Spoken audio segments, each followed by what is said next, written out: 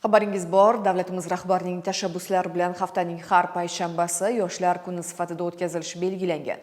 Andijonda mazkur tashabbus yoshlar masalalarini hal etish va istiqbol uchun qadam tashlashlaridagi qo'llab-quvvatlovga aylanmoqda. Hozirgi lavhalarimizda ijodiy jamoamiz shu mavzuda so'z yuritishadi. Prezidentimiz tashabbusi bilan mamlakatimizda har hafta payshanba kuni Yoshlar kuni sifatida belgilanishi yoshlar bilan ishlash tizimini yangi bosqichga olib chiqdi.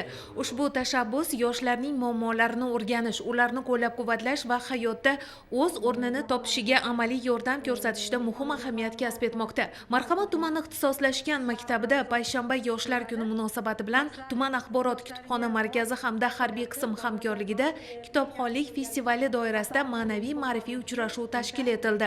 Mazkur tadbir yoshlar o'rtasida kitobxonlik madaniyatini keng targ'ib etish, ularning bilim va tafakkurini boyitish, shuningdek vatanparvarlik ruhini mustahkamlashga xizmat qildi. Uchrashuvda faxriy harbiy hamda ixtisoslashgan maktabning faxriy o'qituvchisi ishtirok etib, o'zlarining hayotiy tajribalari, xizmat va mehnat faoliyati davomida orttirgan saboqlarini o'quvchilar bilan o'rtoqlashdilar. Ular yoshlarga kitobning inson kamolotidagi o'rni, bilim olishning ahamiyati, vatanga sadoqat va fidoyilik kabi yuksak fazilatlar haqida fikrlar bildirdilar. Mazkur tadbir yoshlar qalbida kitobga bo'lgan mehrni oshirish, ularni ma'naviy yetuk, bilimli va vatanparvar insonlar etib tarbiyalashda muhim ahamiyat kasb etdi.